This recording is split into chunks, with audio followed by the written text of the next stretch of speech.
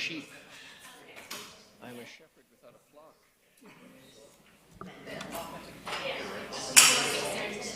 Okay. Councillor Armstrong? Councillor Armstrong. You're wanted. Dead or It's not Done, 15 seconds. There you go. Well, thank you. Thank you very much, everyone. Good evening. Welcome to the July 22nd regular meeting of Council. I'd like to first recognize that we are on the traditional territory of the Samick First Nation. Our clerk tonight will be Ms. Sheila Gurry. The question period sign-up sheet is on the partition wall near the gallery. If during the course of the meeting anyone has a question regarding an agenda item only, would you please write down your name and the agenda item on the sheet, and at the start of question period I'll call up those who've signed up to the podium to address Council. And the first item on the agenda, of course, as always, is the introduction of late items. Ms. Gurry. Thank you, Worship. For late items this evening, under agenda item 9B4, which is consent items, we are adding the approval of the Governance and Priorities Committee recommendations, which is the calendar dates. So that will be under consent items. As well, for policing priorities, which is listed under the consent items, it's B11. There is a couple matters. I'd like to pull that item out of the consent items to be considered separately for a couple of reasons. By error, the 2019 priorities were listed on the agenda when in fact it's the 2019 to 2020 recommendations that are to be discussed. As well, Superintendent Miller is here for any questions Council may have during that discussion when it's voted on after the remainder of the consent items. And that's it, Your Worship. Thank you very much. A motion for approval of the agenda is amended. Councillor Thorpe, seconded Councillor Brown. All those in favour, motion carries. Thank you very much. Motion for adoption of the minutes is circulated. So moved. Councillor Brown, seconded Councillor Armstrong. All those in favour, motion carries. Thank you very much. I have a couple of things to report on tonight. I'm going to save the what I will call the most important, I think, to last. I can happily advise the Bastion Street Bridge reopened on Tuesday the 16th. It underwent significant upgrade to replace the bridge deck, seismic improvements, and new signs for tourists. It started in May and was to last until June 28th, but then we discovered that the bridge deck was shallower than shown in historical records. This is the important of archives and history for all of those who are listening. It was originally built in 1936 and retrofitted in 1978, but we now look at another 20 to 30 years of extended life. The second item is at 3425 Upland Drive on July 18th was a groundbreaking ceremony. The Nanaimo Association for Community Living, the Province of British Columbia, the City of Nanaimo, and Canada Mortgage and Housing Corporation all contributed to bringing a 28-unit townhouse development to reality. This will have 12 accessible rental homes to people with developmental disabilities and 14 one-bedroom homes to people with low incomes. And the province happily announced a $4.9 million contribution toward the project. Now, I have saved the best to last. I am delighted on behalf of Council to announce that Mr. Jake Rudolph will remain as our Chief Administrative Officer on a continuing basis. We are, I think, fair to say one shouldn't disclose what things were done unanimously or by majority vote, but I can safely say I think that it was a unanimous decision of Council to support Mr. Rudolph in his position. We are delighted to do so. Interestingly, on July 16th, when the decision became properly official, it marked the one-year anniversary of Mr. Rudolph's appointment as the interim or acting CAO for the City of Nanaimo.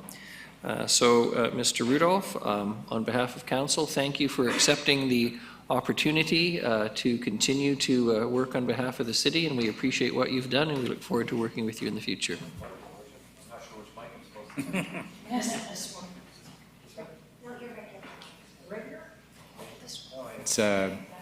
Your Worship, we have a very positive Council, can-do Council, strategic thinking, doing a lot of good work, and the staff are very pleased to be able to support you, and honored to have the opportunity to continue in this role. Thank you very much. Well, we have a presentation tonight. I'm delighted to call forward Mr. Dale Harvey and Ken Hempel, members of the Nanaimo Seniors Task Force.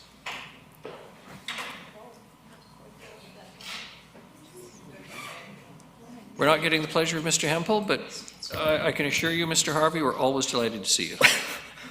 Thank you, Your Honor.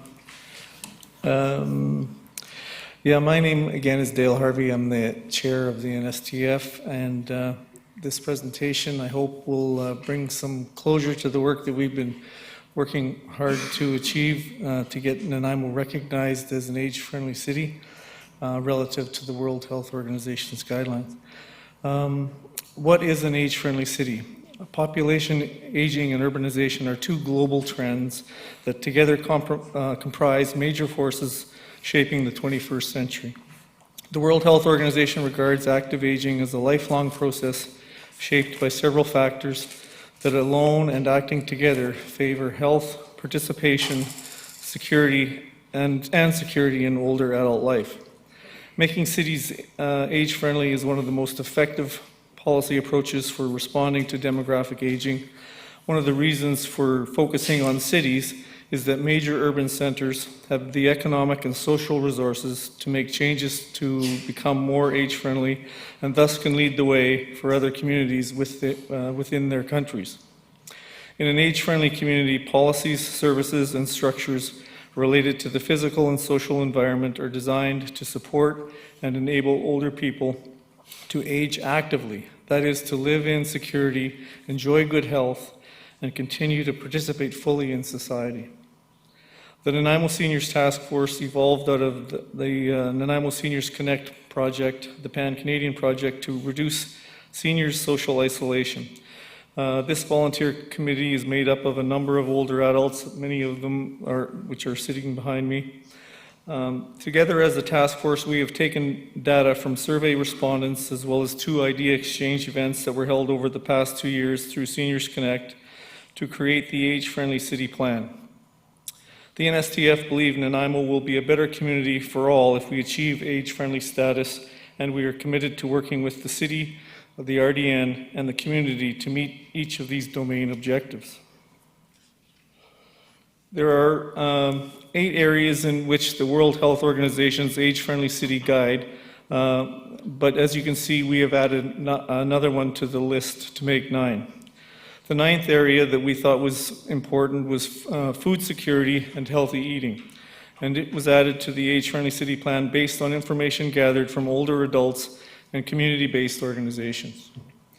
There are many improvements and planning initiatives that would positively affect multiple areas. For example, by planning for supportive and inclusive transportation modes, access to food security, and a wider range of housing options that can be improved. Similarly, by ensuring that public information is available and accessible, older adults are more likely to be able to access health and social services as well as participate more fully in their community. According to the 2016 census, Nanaimo has nearly 23,000 residents over the age of 65, representing about 23% of the total population. This number is expected to increase over the next decade so that seniors will represent an even larger percentage of Nanaimo's residents. It is clear that we need to plan with an aging population in mind.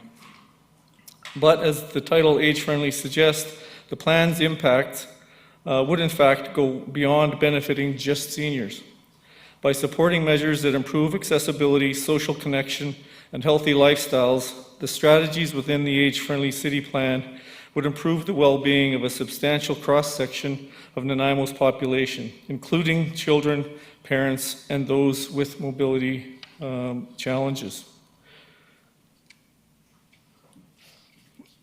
Now that the plan's development is complete, the Nanaimo Seniors Task Force envisions 4 steps that we'll be taking forward. First, we hope that the Mayor and Council will accept and endorse the Age-Friendly City Plan here today. Secondly, should the plan be accepted and endorsed, the city can then apply to the province to be officially recognized as an age-friendly British Columbia community.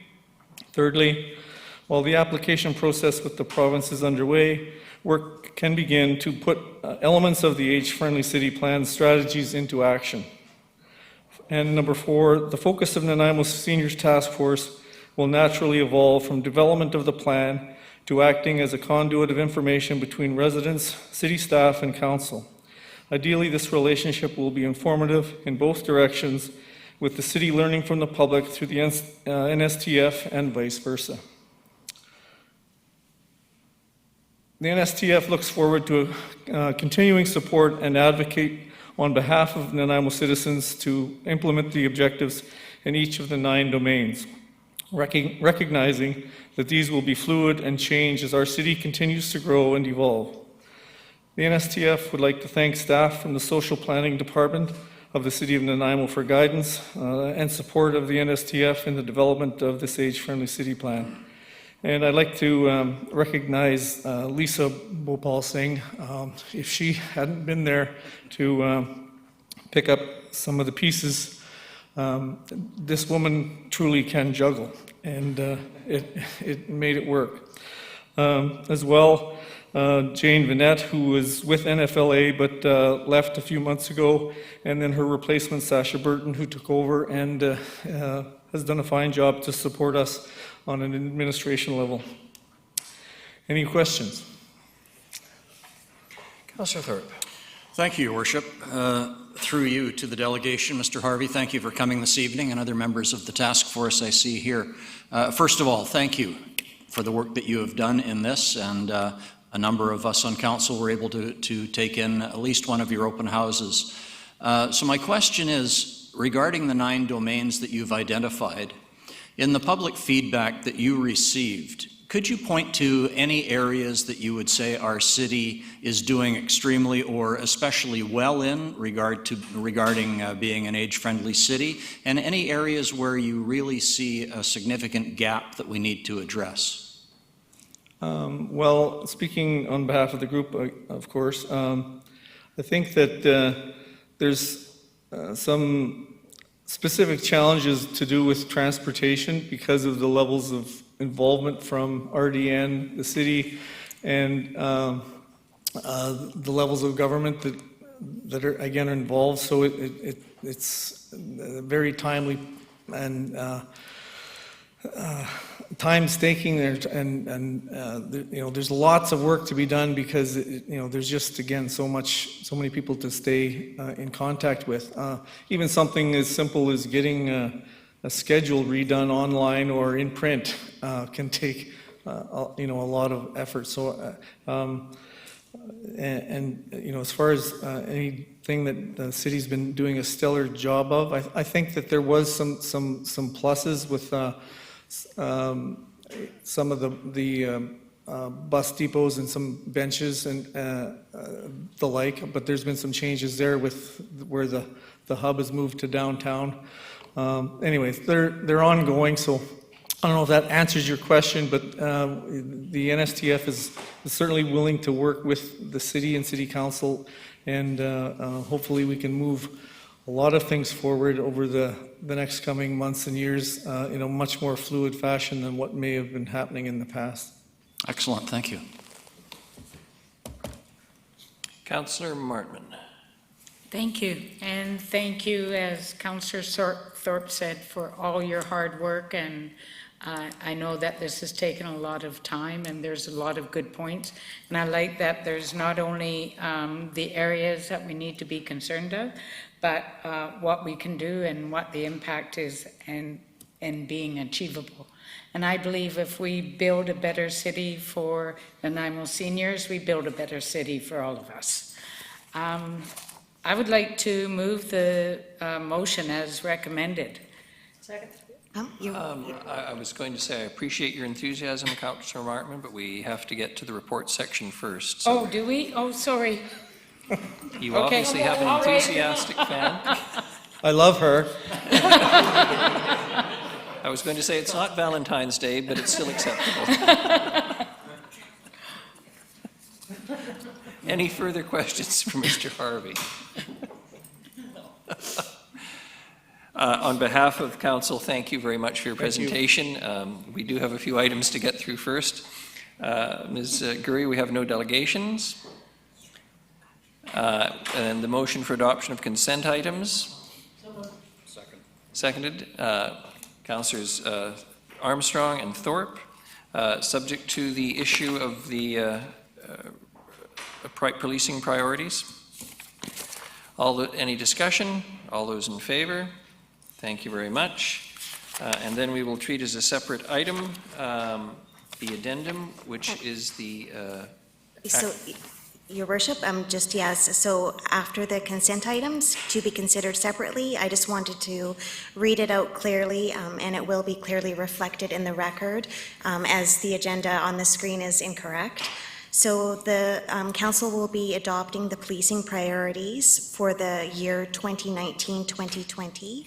And in no particular order of priority, they are road safety, crime reduction, violence in relationships, mental health, and Indigenous policing services. So again, in no priority order, and I apologize to Council and Superintendent Miller for that error in the agenda. And Superintendent Miller is here to answer any questions Council may have around the discussion regarding these priorities. Councillor Armstrong. I do have one for you, sir. Welcome, Superintendent.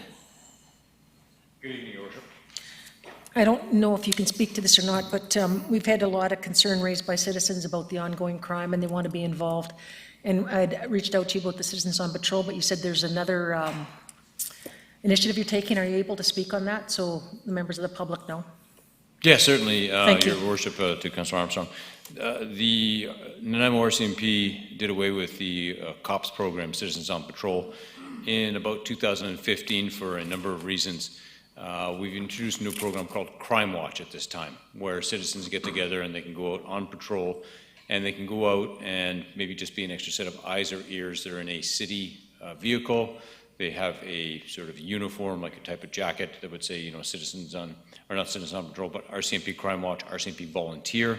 And they just go around and they could radio in saying they see something. They can go down alleys. They can see things going on and just report back. To quote Sir Robert Peel, the former British Prime Minister and parliamentarian, stated that the police are the community are police. I cannot police the town with 155 sworn officers. I need 100,000 people protecting it, because it takes the village. Follow up. And when this is up and running, how would people be able to, is there a website, or where should we refer people to when you're ready for this program to start? Your Honor, one of the things the Nanaimo RCMP does is communicate with the city through the citizens through our webpage. So check for regular updates. Also through our Facebook account and Twitter accounts. We're also blasting stuff out all the time on there as well. Thank you very much, sir. Any further questions for Superintendent Miller? Superintendent, thank you very much for your attendance tonight. Appreciate it. Thank you, Your Worship. And so for process purposes in the record, Ms. Gurry, we're good to go? You just need to move that recommendation and second and vote. Councillor Brown, seconded Councillor Thorpe. Any discussion? All those in favor? Motion carries. Thank you very much. Now we're on to reports. And the City of Nanaimo Age-Friendly City Plan, Ms. Bhopal Singh.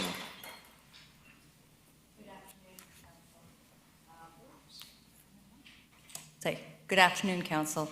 I think our delegation did an excellent job of presenting the age-friendly plan before you. And before you have a staff report recommending that Council endorse the plan done by the Nanaimo Seniors Task Force. To give some context, this stage with Council, should Council endorse the plan tonight, is an important piece in Nanaimo getting its age-friendly designation. And this is something that the Nanaimo Seniors Task Force has been working hard on for quite some time.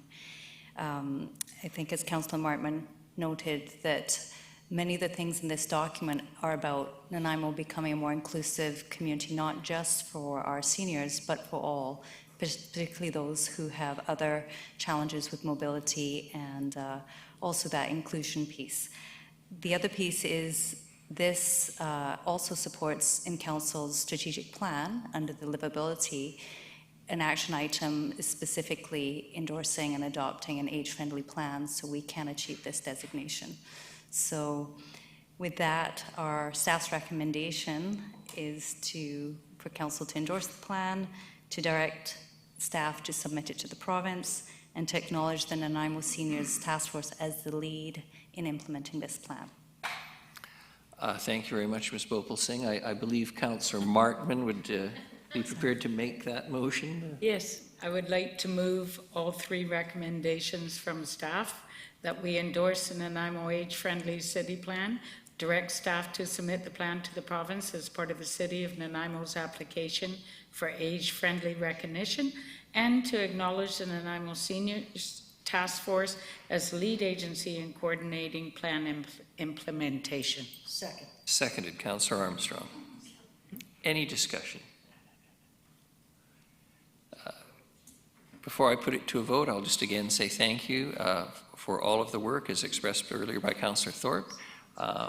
This represents the kind of community process that we can all be proud of. So, having said that, all those in favor? Contrary, motion carries. Thank you very much. The next item is routine release of in-camera information policy update. Ms. Gurry, please. Thank you, Worship. So in front of you this evening is an updated policy for the routine release of in-camera information. The original policy was adopted by Council in 2013, and it was a brief policy outlining a routine release of information to be released quarterly, to be coordinated through the corporate officer and then brought to Council for authorization to release. So what staff have found is that the policy was lacking clarification, clarity, and definition around documents. So in the policy, it said that documentation and as well as in-camera minutes and reports were to be released. So staff and council and I think the public has had some displeasure in the cumbersomeness of this process, and it's well behind. So this new policy provides clarity. It will allow for the release of in-camera information on a monthly basis. Staff will routinely review the information that can't be released, keep going back to see when and if it can be released, and update it online. Online it will be in an easy format to read. It won't be in one quarter altogether. It will be outlined by meeting and released on a monthly basis. And if Council adopts this policy, this will apply to 2018 and 2019 Council agendas and going forward. Thank you very much.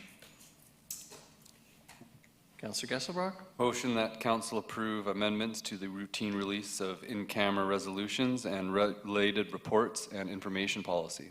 Seconded, Second. Councillor Armstrong. Any discussion? All those in favor? Opposed? Motion carries. Thank you very much. The next is proposed bylaw amendments to subdivision control bylaw 1989, number 3260, Schedule A, the Manual of Engineering Standards and Specifications. Now there's a mouthful. Mr. Sims. Thank you, Your Worship.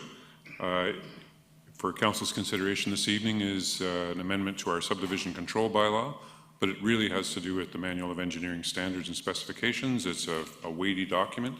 It forms an appendix to the bylaw. Staff spend a considerable amount of time combing through this, and it's the Bible, so, as it were, for all infrastructure that's built by developers, maintained by the city, or built by the city as well. So the amendments for this particular round are relatively minor compared to an upcoming version where we'll be doing a large rewrite. I'd really like to acknowledge the work of engineering staff, in particular Shauna Drinnan, in the amount of work that she puts into this. Thank you very much, Mr. Sims. Councillor Gesselbrock? Motion that subdivision control amendment bylaw 2019, number 3260.04, to amend Schedule A, Manual of Engineering Standards and Specifications, passed first reading. Second. Seconded, Councillor Thorpe. All those in favor? Opposed? Motion carries. Councillor Gesselbrock? Motion that subdivision control amendment bylaw 219, number 3260.04, pass second reading. Seconded, Councillor Thorpe. Any discussion? Councillor Turley. Yeah, I just want to ask through you, Your Worship, to Mr. Sims, is any of this backdated, or is it from this point forward? In other words, projects that are kind of in the mode or in transition, are they going to be affected by this? Thank you, Your Worship. It's an excellent question.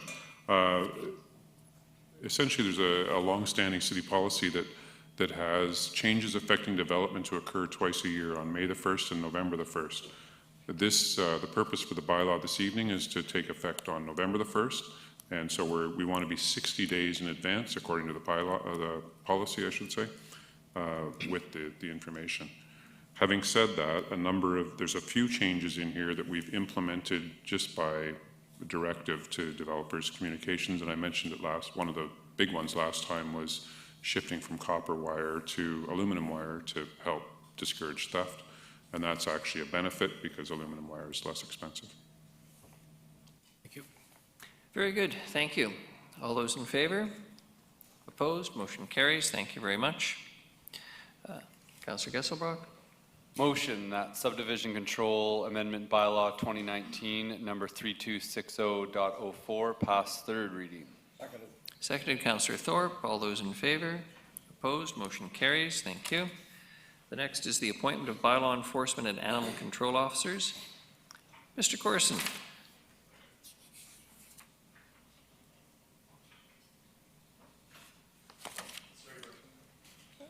You're on. I'm on. Thank you.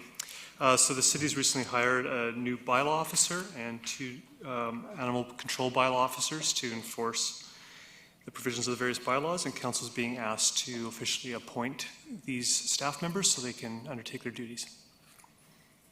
Thank you. Very good. Move the recommendation. Move the recommendation. Seconded, Councillor Brown. Any discussion? Councillor Turley. Thank you, Your Worship. Through you to staff, are these positions ones that were filled before but are now being replaced, or are they brand new positions? I believe the animal control is a contract. So these are the contractors hired 2 new staff, so they'll be replacing staff that have left. And the bylaw officer is, again, another replacement. Thank you. Thank you. Thank you very much. No further discussion. All those in favor? Contrary? Motion carries. Thank you. The next is development variance permit number DVP 386-1300 Princess Royal Avenue. Good evening. Yeah, good evening, Your Worship and Council. This is a development variance permit that's been made on behalf of the Generations Church by Elise Construction Limited, and the request is to vary the provisions of the City of Nanaimo building bylaw as they relate to the requirement to provide frontage works and services. The building bylaw currently triggers works and services along road frontages when the value of a building permit exceeds $150,000. In this case, the building permit is related to, it started out as a renovation, which uncovered significant water damage and necessitated repairs to the building envelope. The value of the permit does exceed $150,000, which triggers works and services for the full frontage of the property. The frontage of the property includes, in this case, Princess Royal Avenue, Hemlock Street, Willow Street, and Belford Avenue. It's 900 linear meters of frontage, so quite significant. It occupies basically a whole block, the church does. And the value of the works, rough estimate, if they were to be constructed, would be in the range of $400,000 to $500,000. And staff do recommend approval of the development variance permit as proposed. Thank you, Mr. Holm. Is there anyone wishing to speak to DVP 386? Seeing no one? Councillor Gesselbrock? Motion that council issue development variance permit number DVP 386 at 1300 Princess Royal Avenue to vary the building bylaw 216 number 7224 to exempt the proposed improvements from the required works and services. Second. Seconded, Councillor Martman. Any discussion? All those in favor? Opposed? Motion carries. Thank you. The next is rezoning application number RA 399-1534 Extension Road. Mr. Holm? Thank you, Your Worship. And this is an application. This is a rezoning application. It's been made by Chris Cathers on behalf of Clifford and Sherry Ann Cathers. The proposal is to rezone the property from single dwelling residential R1 to R6 townhouse residential, with a provision to increase the maximum permitted floor area ratio from 0.45 to 0.65. The proposal is for 11-unit multifamily development. The development is proposed in a ground-oriented form, and the density and form are consistent with OCP neighborhood policy, which applies to the property. The applicant proposes a monetary contribution of $11,000 to be directed towards the Housing Legacy Reserve Fund. Staff recommend the application receive first and second reading. Thank you very much. Councillor Gesselbrock? Motion that zoning amendment bylaw 2019 number 4500.134 to rezone 1534 Extension Road from single dwelling residential R1 to townhouse residential R6 with site-specific provisions to increase the maximum permitted floor area ratio. Pass first reading. Seconded, Councillor Thorpe. All those in favor? Opposed? Motion carries. Thank you. Councillor Gesselbrock? Motion that zoning amendment bylaw 2019 number 4500.134 pass second reading. Seconded, Councillor Thorpe. Any discussion? Seeing none, all those in favor? Opposed? Motion carries. Thank you. Councillor Gesselbrock? Motion that council direct staff to secure the community contribution, works and services covenant and road dedication prior to the adoption of the bylaw. Should council support the bylaw at third reading? Seconded, Councillor Thorpe. All those in favor? Opposed? Motion carries. Thank you. The last one is rezoning application number RA 431-50 10th Street. Mr. Holm again. Thank you, Your Worship. This is a zoning amendment application that's been made by Hub City Cannabis Limited, and it's on behalf of 50 10th Street. The applicant proposes to add a site-specific use to the existing CC3 zone to allow a cannabis retail store.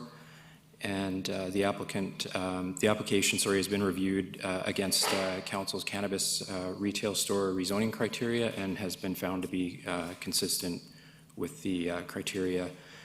The applicant proposes a monetary contribution of $10,000 to be directed towards mountain biking facilities at Bevan Park. And staff recommend the application receive first and second reading. Thank you very much. Councillor Gesselbrock.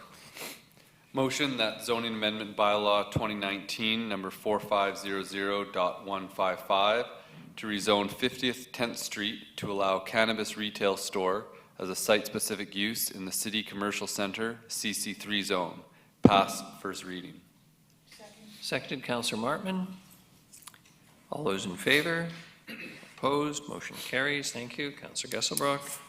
Motion that zoning amendment bylaw 2019 number 4500.155 pass second reading. Seconded, Councillor Martman. Any discussion? All those in favor?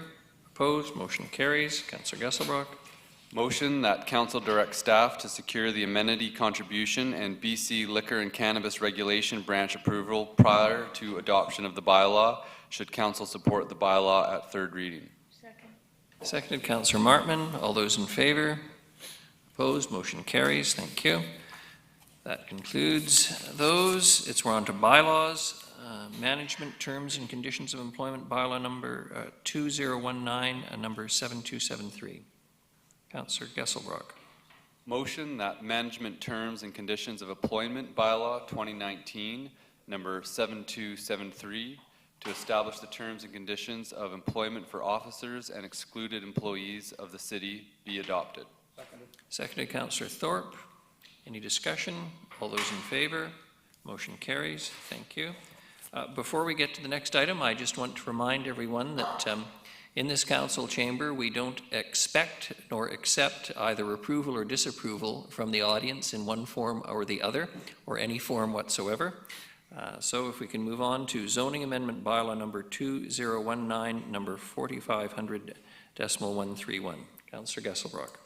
Motion that zoning amendment bylaw 2019, number 4500.131, to rezone 4,900 Island Highway North in order to permit site-specific automobile sales, service, and rental use be adopted. Seconded, Councillor Armstrong. Any discussion? Councillor Thorpe. Yes, thank you, Your Worship. Through you, I would just like to point out that when we had second reading of this, I spoke against this project, but I respect the democratic process that resulted in third reading and public hearing. And I also acknowledge that the proponents have invested time and money into moving this forward to this point. So at fourth reading, I'm certainly not going to oppose it. Thank you. Thank you. Any further discussion? All those in favor? Opposed? Motion carries. Thank you very much. Bylaw status sheet for information only, Ms. Gurry. We have no correspondence.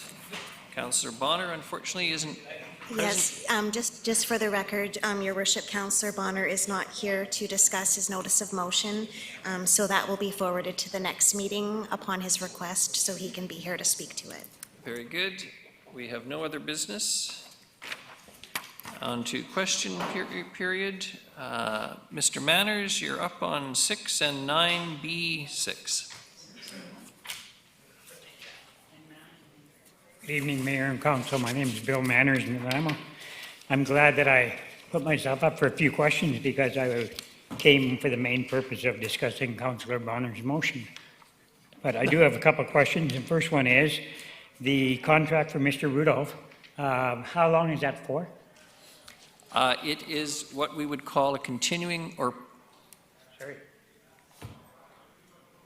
It is what we would call a continuing or permanent appointment. The contract does not have a termination date. Okay, thank you. And my second question is regarding the elimination of the reserves. There was quite a number of them. The allowance of bad debts, Colliery Dam, fire training, uncollected fines, water leveling, the fire academy. So my question is, are we eliminating the city collecting those bad debts? Is the city not going to collect parking revenue? Is the city not going to collect the other outstanding amounts? I'm going to let Councillor Armstrong answer that, but I'll... What it did is we moved it to different reserves. So instead of having as many reserves as we had, staff looked at all of our reserves. They did a reserve review and came back with recommendations. So they may be eliminated as a specific, but they would have been moved to another reserve. So the $7,000 for uncollected parking revenues and $44,000 in bad debts, is that not going to be? I'm pretty sure that would move over Mr. I think it would go over to the parking bylaw. That's where parking fines go.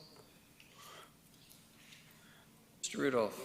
That's correct. This is, we recently, the last Finance and Audit Committee, actually, Council received for the second time, a policy document on the reserves, which outlines all the changes to reserves. We're streamlining and reallocating some of the monies in there, but none of the monies are being lost, and they're all being properly placed. And it was a refresh and an update. So the answer to your question, no, money's not being lost, and the idea is to try to make it more transparent and clear. So I think if you took a look at that, if you had the chance to read through that document, and I know those that have done that have to read it 2 or 3 times. I tried. Okay, so it's quite detailed and it's hard. It's a tough read, but in there, and even if there are additional questions that you're asking, I think the best place probably would be to contact the Director of Finance and or her assistant to get the real details of where those specific monies are that might be your specific questions. It'd be easier to answer more intelligently and accurately for you at that time. Thank you. And if I may, I did not have a chance to write this down, but it's okay. It was regarding Councillor Bonner's motion.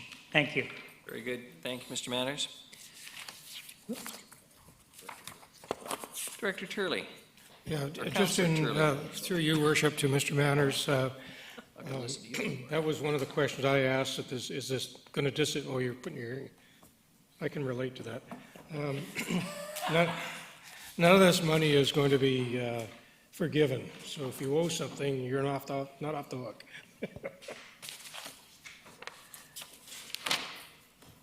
Motion, thank you, Councillor Armstrong, seconded Councillor Gesselbrock. All those in favor? Very good, thank you so much.